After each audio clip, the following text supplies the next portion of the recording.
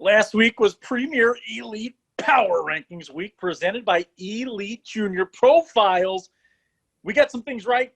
Looks like we might have got some things wrong, and there were some teams that took what we said personally. Find out who, find out what happened, and find out all things Elite Premier USPHL next on The Dan K Show.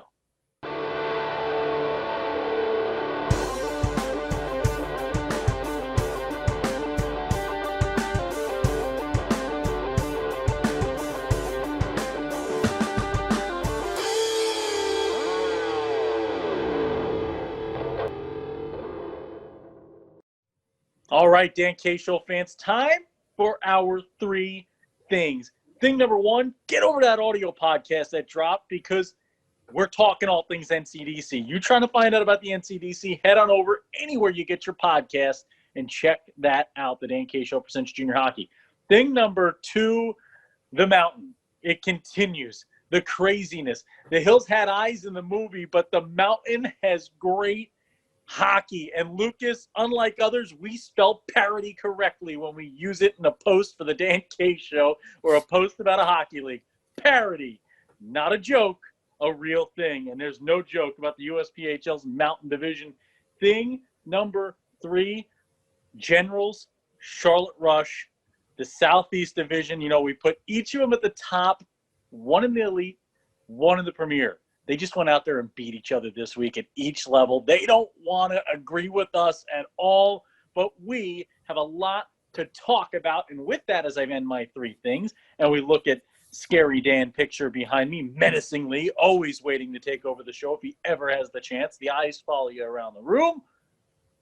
I look to the other little screen next to me, the tiny little window, and I say, hello, neighbor. I say hello to my left-hand man, my consigliere, our technical director, the only man ever to pull off the Def Leppard, like the yellow spandex pants, and the guy, top two guitar players on the Dan K Show of all time. I'd probably say number one. I think it'd be a safe assumption to say number one, although check me out on Guitar Hero, folks. It's Lucas Jones.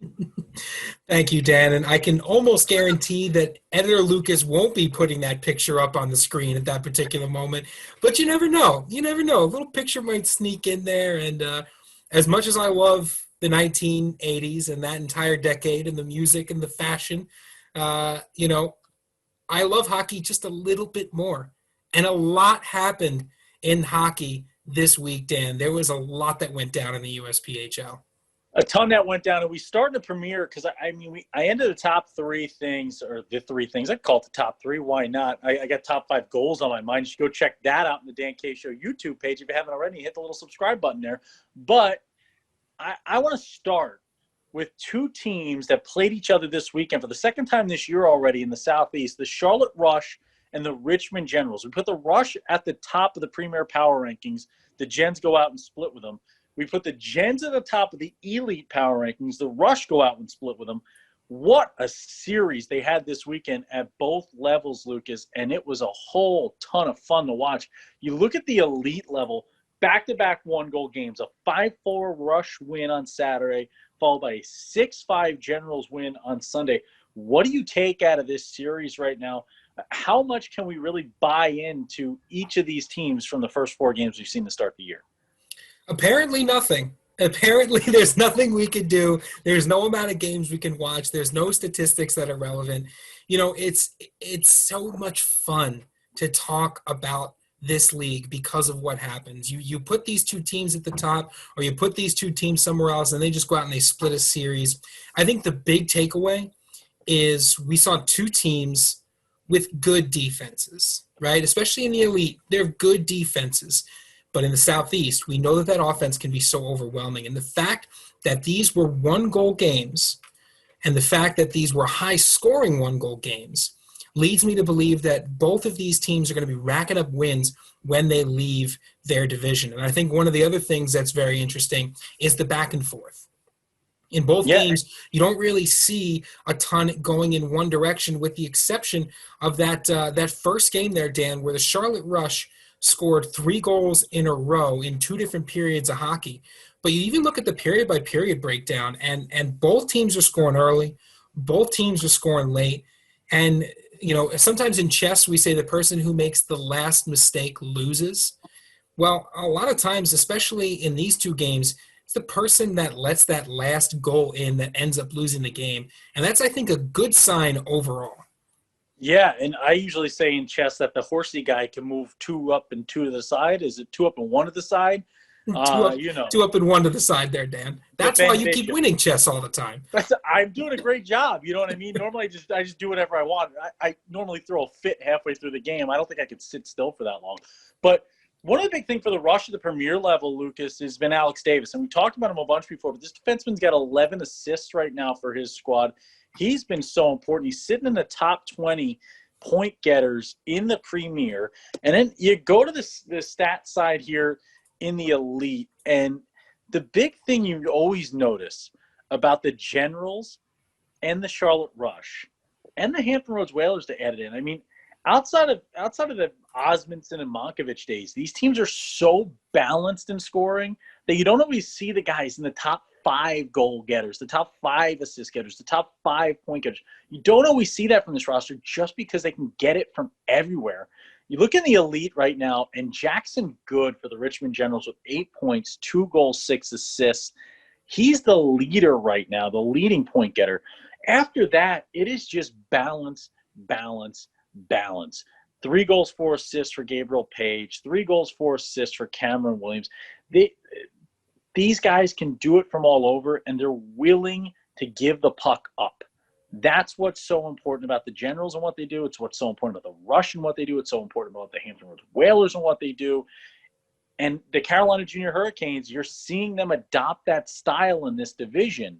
And it's why it is a 4-horse race right now. Parity, Parity, parity, Lucas, in the Southeast.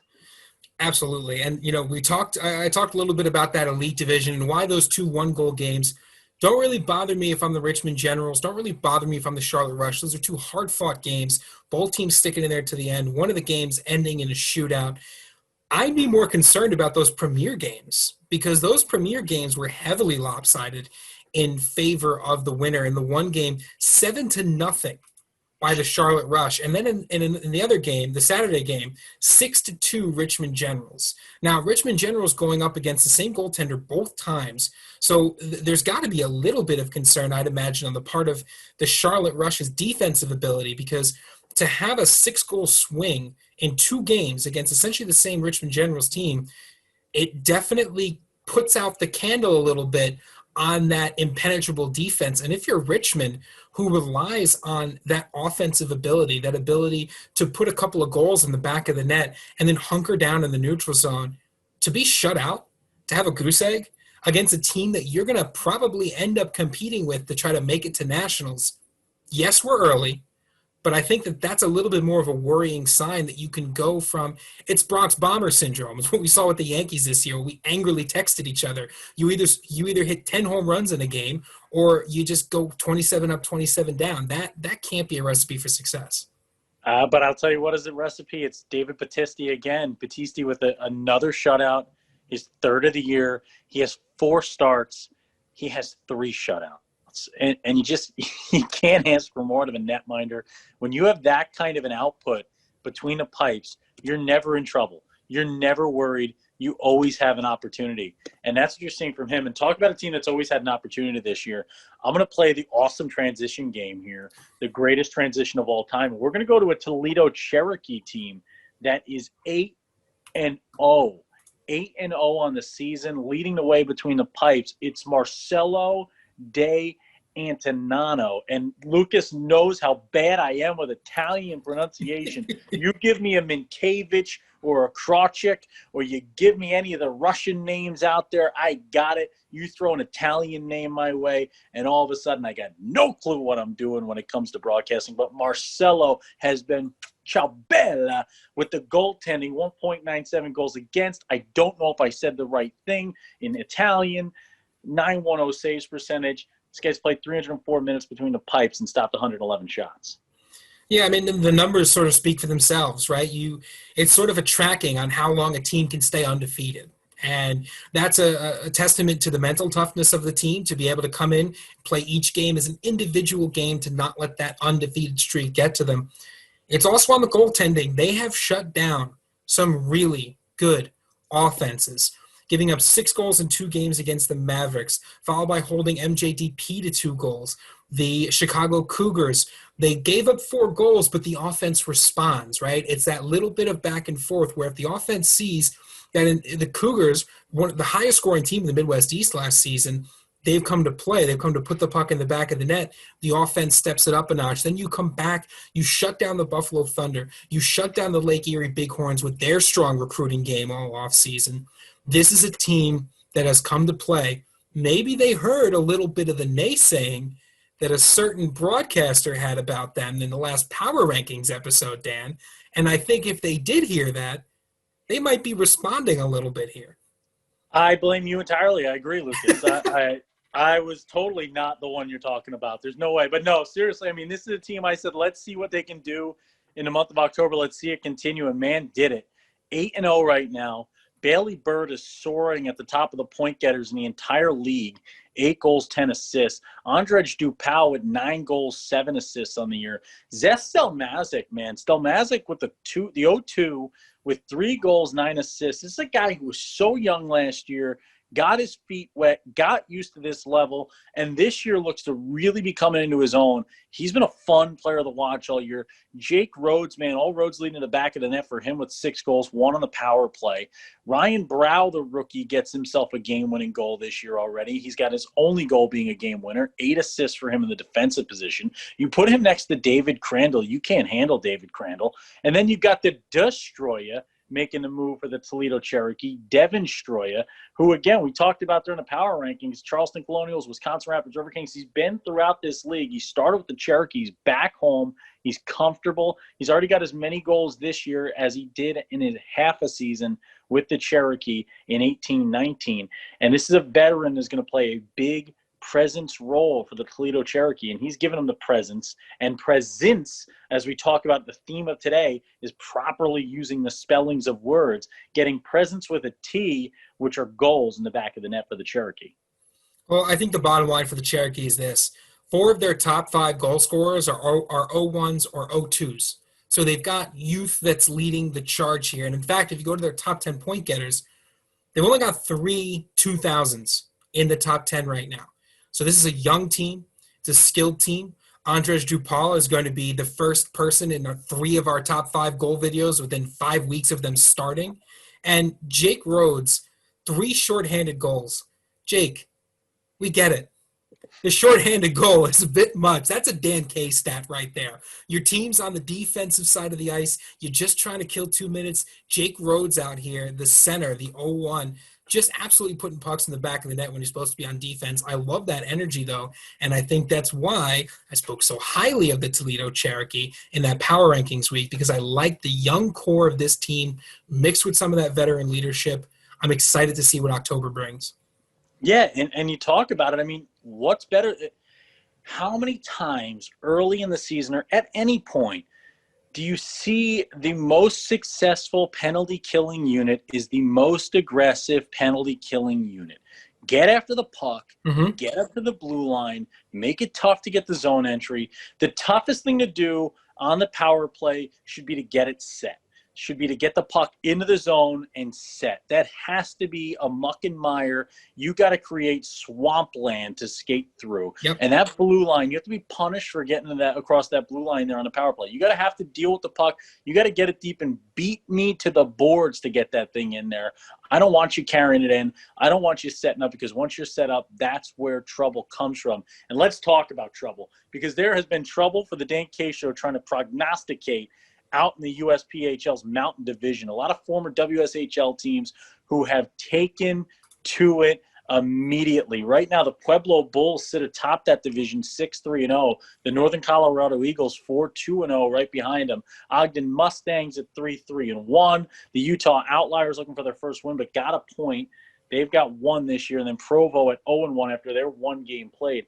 Lucas, this has been anyone's ball game out there, but winning their last 4 straight, I think it's time to talk a little Pueblo Bulls and get a little deeper into it here, because Benjamin St. Onge is one of the leading point getters in the Premier, 17 points on the year, 11 assists, 6 goals. This kid can get the job done anywhere. The whole team's a highlight reel.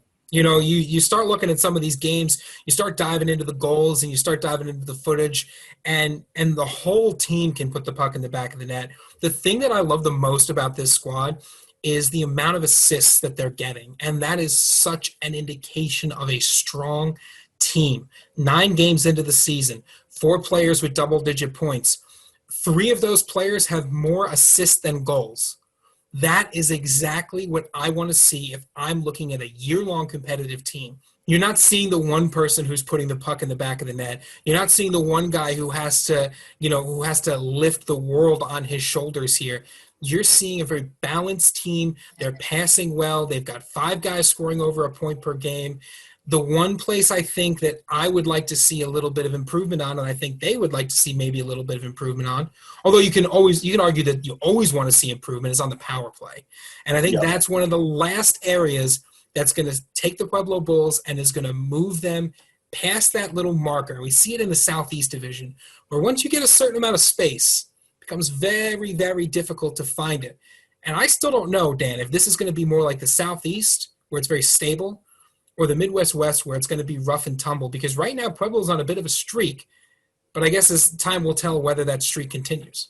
Well, watching a lot of hockey so far out in the USPHL mountains, probably the most hockey I've watched, just because obviously we have to do our research. We got to dig in. We got to learn these rosters, learn these teams, learn what we're looking at in style of play. This is if the Southeast and the Midwest West and the Premier got together and made themselves a division. Let's say that much. I'm going to keep it there. But that is what this division's starting to look like. I mean, you look at the top team in the Pueblo Bulls, they've allowed 26 goals in 9 games. I mean, they're not afraid to give up a goal. They're not afraid to let you go out and score because they think they're going to outscore you. That tells you 2 things, Lucas. 36-26 in the goal differential tells you these games are high scoring, and it tells you that they're close. And then you go to the team below them in the Northern Colorado Eagles with that 2014 split. Same thing. High scoring, close. That's just 6 games. Now you see this Ogden Mustangs team. This is a balanced scoring squad, and this is going to be an interesting team to watch all season long.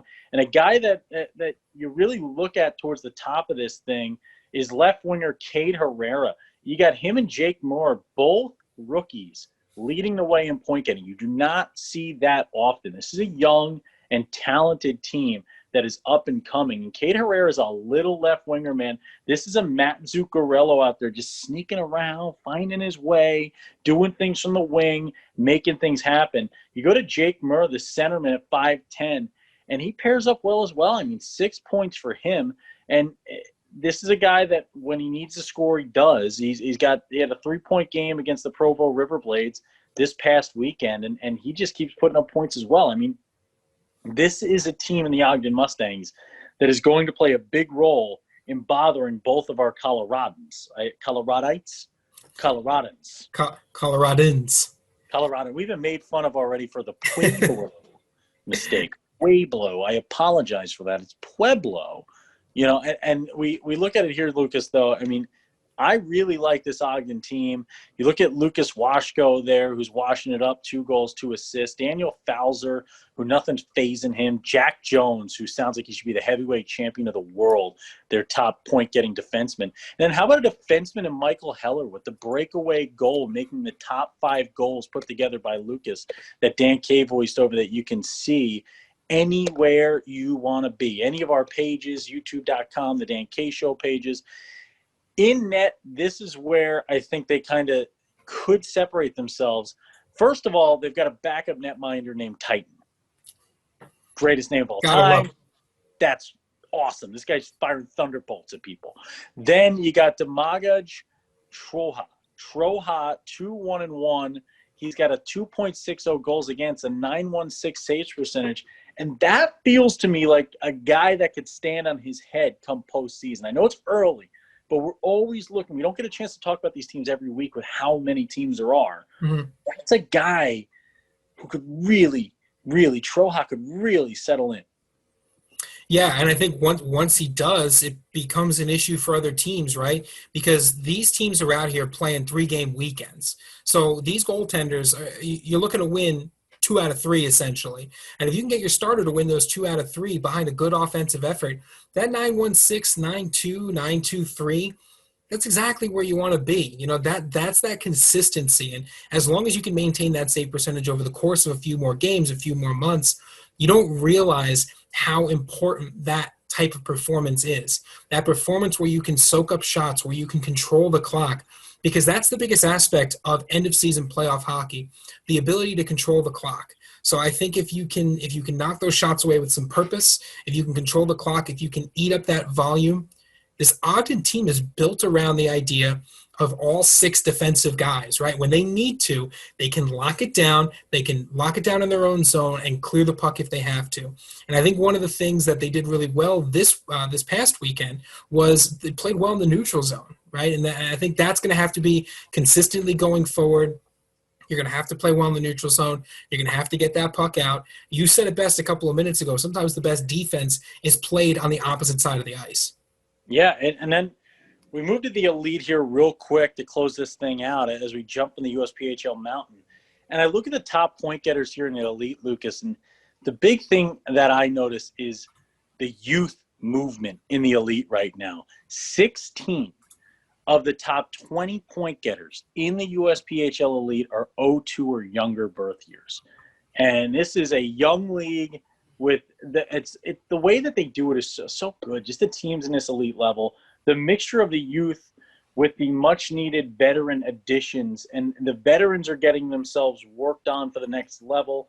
The youth are working on themselves for maybe the next level in the program or moving up to the NCDC Tier 2 one day. And you're seeing that mix so well this year in the elite. Then you look between the pipes, Lucas, and the Rockets Hockey Club, man, they're getting goaltending at every level of the game right now. They're getting goaltending in the Elite, the Premier, especially at the NCDC with Aiden Harper. But this time it's Aiden Schaefer, a rookie netminder, 1-0 there in his 2 appearances in net with a 9.23 saves percentage, 1.37 goals against average. Just surpassed Ty Morton there for qualified goaltenders and goals against average. Hey, look, if you're a goaltender whose first name is Aiden and you want to come to Jersey, have I got the team for you? Because this Rockets Hockey Club team loves developing goaltenders.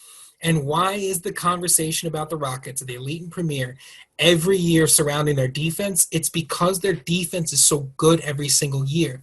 Of course, part of that is a factor of the offense, and it's a function of how well they score the puck and they maintain possession.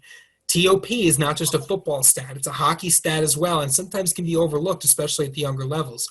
But the Rockets do a great job of managing the puck, and that reflects well in their defense. But then you look at the goaltenders in net. They always look confident. They always look collected. And then when they are tested, they stand tall. So it's not a measure of, well, once they get pelted, they let pucks in. No, if there's a game where, the Rockets are all of a sudden letting 25, 30 shots go by, their goaltenders continue to be good. And that's a testament to the way they develop these players. The Rockets youth program is exceptional. It's been one of the standard bearers in New Jersey for a long time now. And we've always seen it the Elite and Premier. It's now moving up to the NCDC as well. We've seen some of that early success. But I think at this elite level, the Rockets might end up being the team to beat overall here. Wow, Lucas with a big-time move. And I go right up the Parkway there. I'd say actually it'd be 280.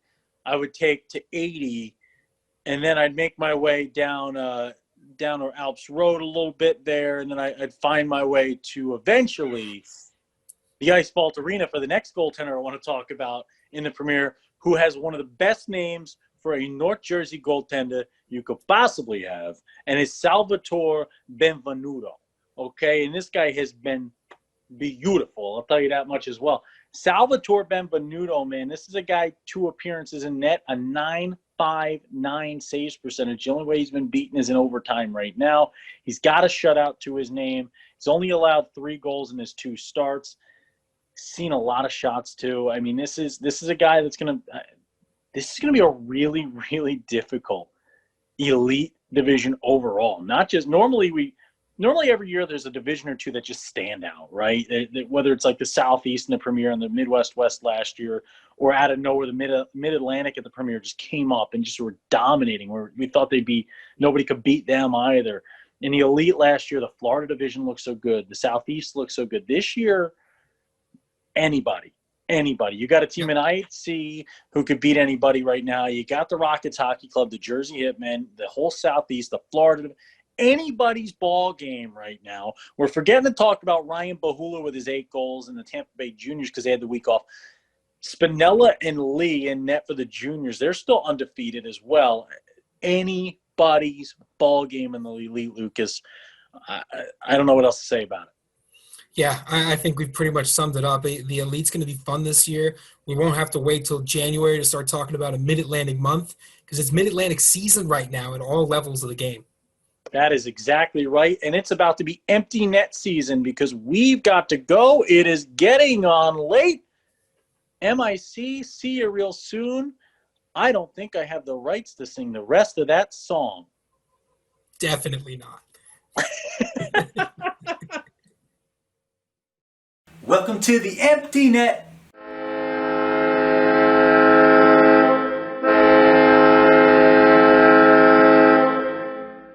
Welcome back. It's time for the Empty Net, and I get to start this one because we got a message on Facebook. And if you don't know by now, we sort of segment the social media based on our personality. I like handling the Facebook page because I'm an old man at heart. Dan likes Twitter because he loves communicating only in GIFs.